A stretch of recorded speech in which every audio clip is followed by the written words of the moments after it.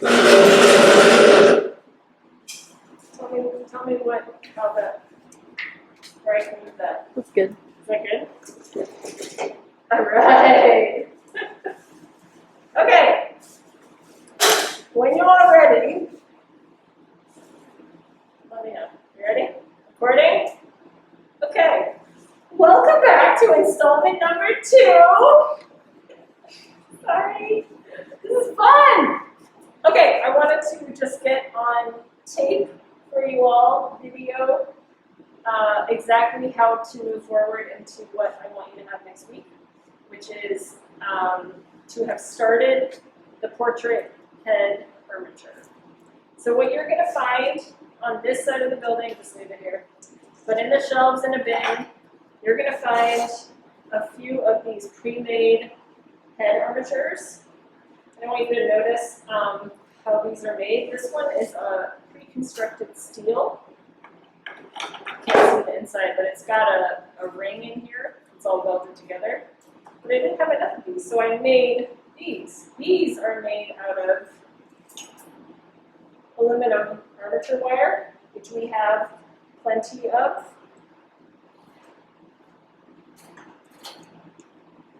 In a drawer down there, this is armature wire. This is the thickest armature wire we have. I don't know if you're going to need this or not, but I'm going to show you briefly in case you wanted to do this again on your own. All you do to make your own head armature is kind of make a light bulb shape, right? And then I would actually have these be a bit longer. This could be, we could make this head armature for a tiny little baby head. Baby head. Today we got to see baby feet. Kate should show us the baby feet.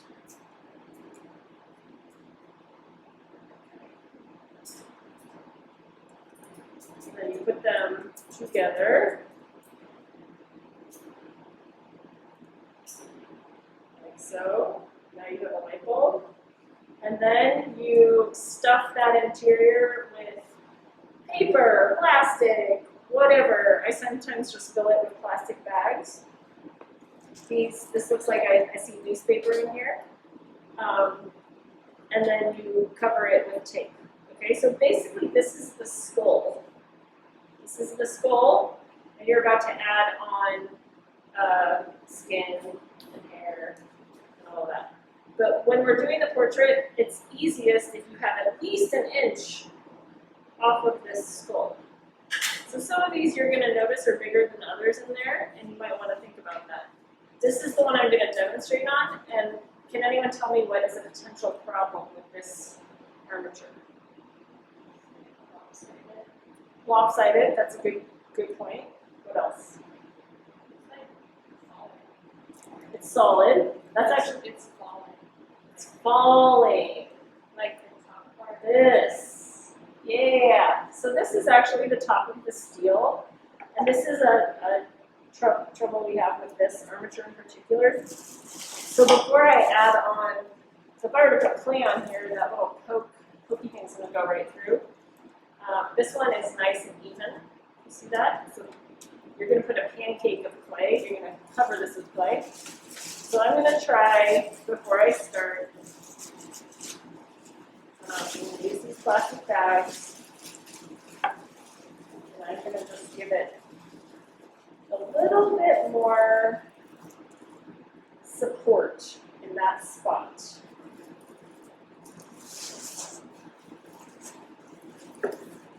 This does not have to be pretty. And it's okay if it's lopsided. So that part is okay.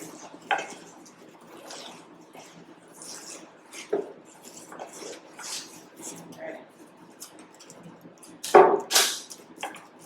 So now, hopefully it's not so pointy.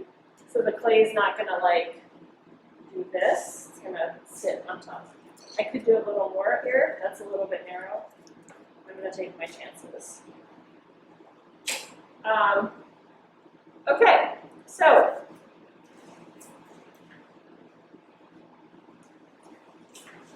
I have wedged up some clay.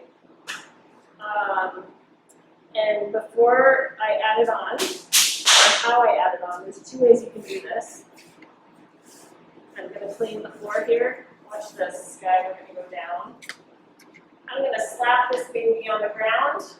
I hope you can see it. And I'm going to make a slab.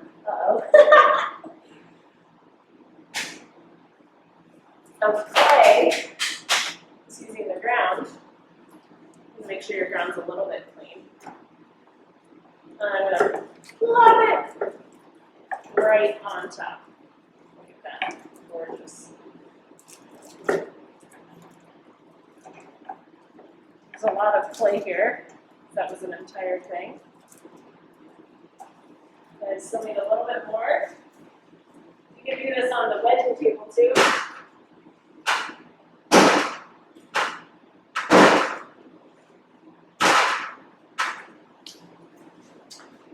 Again, I'm making a pancake. To make it thinner. You can tear off sections of it.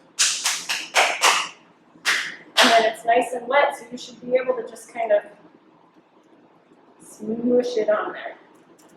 Okay?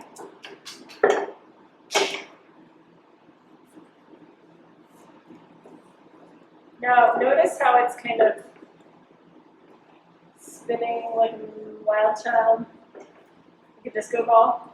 That's going to make it really hard to work with.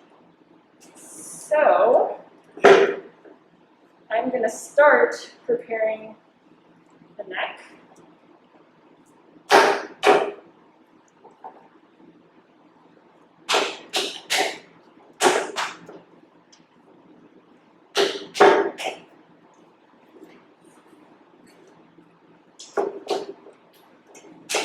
And eventually, that's going to help us get this secured on the armature. Okay, so I've got a lump of clay on there, but I want that lump of clay to look like me. So, step one for you for Tuesday, no, for you guys for Thursday, for you guys for Tuesday, which we talked about, is to get these 4 measurements. And this is how I do this, especially when I'm doing portrait sculpting. Yes, I'm going to have a lovely assistant here. So, lovely assistant, let's start with measurement number 1, bottom of chin to crown of head.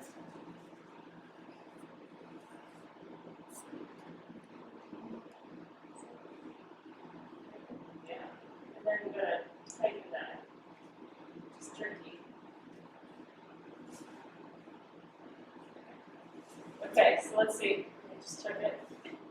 Oh, it's a little small. Does that seem right? Okay, it's close enough. Okay, so chin to crown of head, and then what I do is I take my calipers, and I, in a notebook,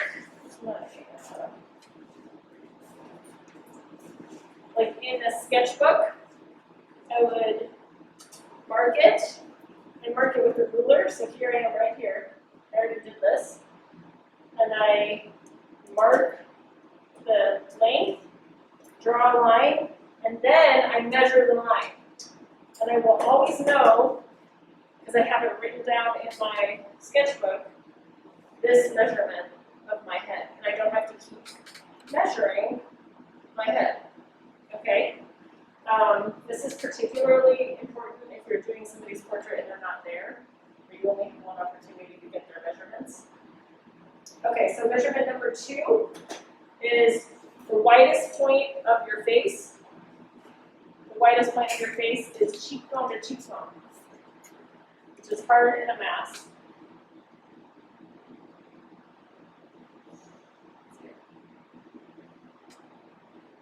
Let's see how I did to hold that one up to that point. Pretty good. So 5.75 there. Third measurement. This one is a little confusing on this drawing, maybe, but I'm wanting you to measure from the chin to the back of the head.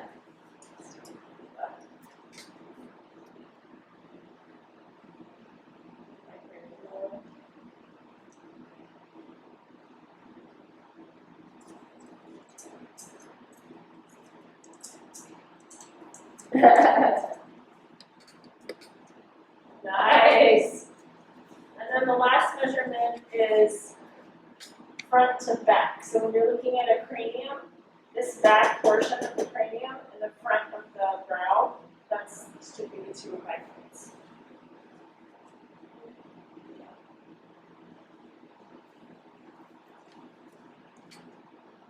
Nice. Okay, so now I have these measurements. You have your measurements. You have them written down. You don't have to mess with things anymore. So now what you can do is you can just take your calipers.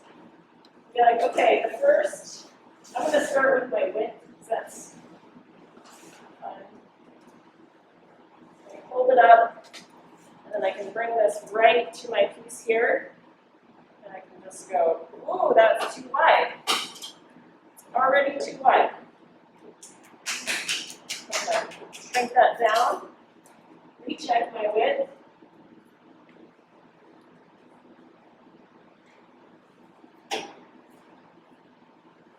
Still a little wide.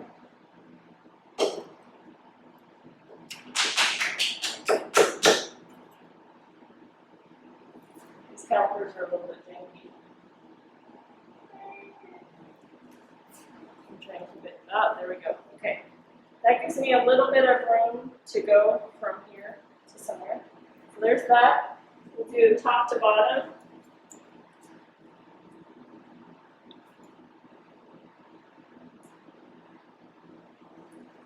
Again, I'm leaving the face towards the camera.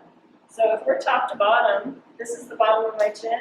You can really see how much I need to get on there. And you can just roughly get it on there. I'm going to put a little more on the top. I got crap in my plate.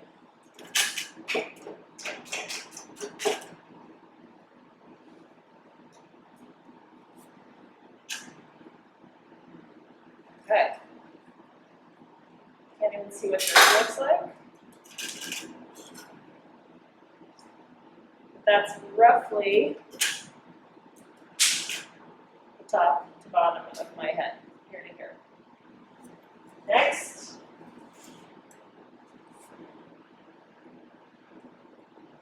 So now we're going to go, this is our chin here. Look, I'm already almost there. Let's add a bit more on the chin, coming forward. I have a chin, you can't see it. I like to call it my Jay Leno chin. I don't know if any of you really know who Jay Leno is. I've got a big chin.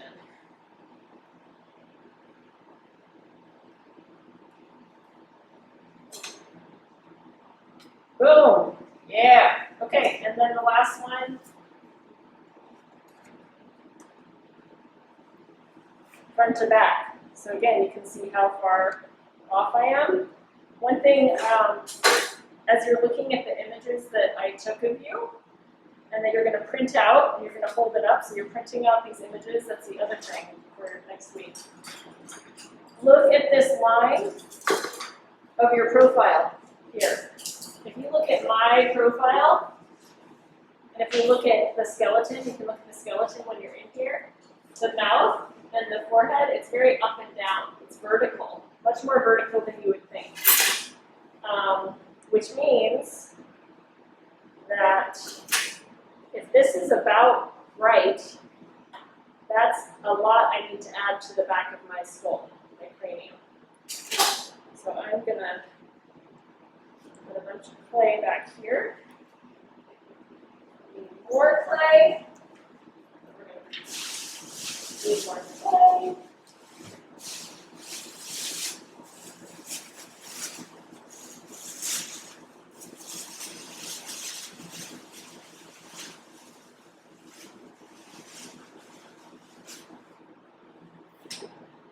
Just a little up here, a little more back here. This one more time. See what I'm talking about? Like, it makes it so much easier. You can just flop, flop, boom. Okay, that's all I want you to do for next week. Those 4 measurements. Look at that beautiful head. It's so pretty. If you want to smooth it out, you can. But don't go nuts on it because it's all gonna change. It's not all gonna change. It's just all gonna be added to. Okay. So once you've gotten to this point,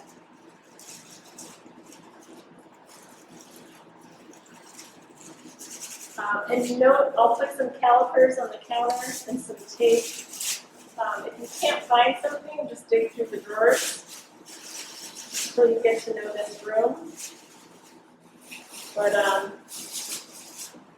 then I want you to really kind of massage the plastic bag onto and around your feet. And it up, right?